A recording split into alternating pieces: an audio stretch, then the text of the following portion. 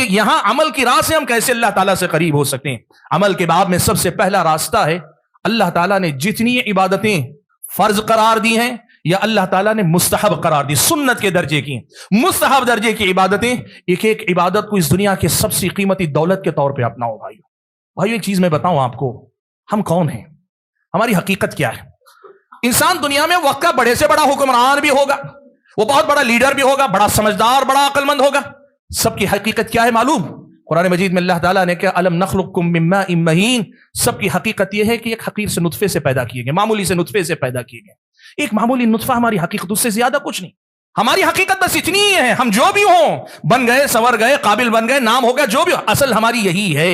بھائیو ذرا سوچو تو صحیح، ایسے ایک معمولی نطفے سے پیدا ہونے والے انسان کو اللہ نے یہ اعزاز بخشا کہ ہماری زندگی کا مقصد اللہ کی عبادت ہے،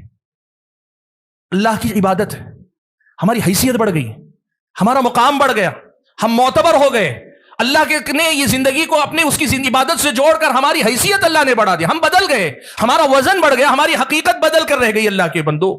آپ اور ہم اگر سوچ کر دیکھیں نا، یہ عبادتیں، کوئی بھی عبادت، قولی عبادت، فعلی عبادت، یا ایک مالی عبادت یا قلبی عبادت، یہ سب آپ اہل علم سے پڑھیں یا پڑھ لیں گے یا سنیں گے، ہر عبادت اللہ تعالیٰ کی بہت بڑی دولت ہے۔ آپ یہ نہ سمجھیں ہم اللہ کی عبادت کر رہے ہیں، اللہ کے لیے کر رہے ہیں، نہیں، اللہ کی عبادت کر رہے ہیں، اللہ کے لیے یعنی اس کی رضا اور خوشنودی کے لیے کر رہے ہیں، لیکن فائدے کی بات ہو تو اللہ کا فائدہ نہیں، ہر عبادت ہم اپنے لیے کر رہے ہیں۔ یہ عبادتیں مجھ کو اور آپ کو اللہ سے جوڑیں گی، اور اللہ سے جڑنے سے بڑی سعادت اس دنیا کے اندر کوئی نہیں، اللہ تعالیٰ سے جڑنے سے بڑا کوئی مقام نہیں، اس سے بڑی کوئی عزت نہیں، اس سے بڑا کوئی اعزاز نہیں، اس سے بڑی کوئی حیثیت نہیں۔ اصل چیز ہے اللہ تبارک و تعالیٰ کی عبادتیں، وہ قرآن کی تلاوت کی شکل میں ہو، وہ اللہ تعالیٰ کے ذکر کی شکل میں ہو۔ آپ یقین کیجئے، ابن قیم نے ایک بڑی پیاری بات لکھی، ابن قیم رحمۃ اللہ علیہ کہتے ہیں محبت کرنے والے کی علامت یہ ہے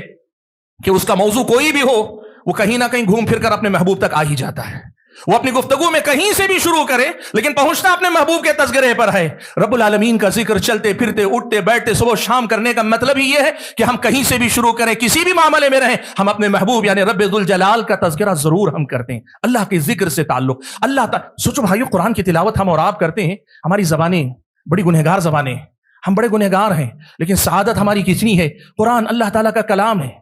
حرف حرف اللہ تعالیٰ کا کلام ہے، اللہ کی گفتگو، اللہ کی بات ہے، وہ بات جو اللہ تعالیٰ کی ہوئی، وہ کلام جو اللہ تعالیٰ کا، اس کو ہماری زبانوں سے ادا کرنے کی سعادت مل رہی، اس سے بڑا ہمارا اور آپ کا اعزاز کیا ہوگا اللہ کے بندو؟ اس سے بڑا مقام کیا ہوگا؟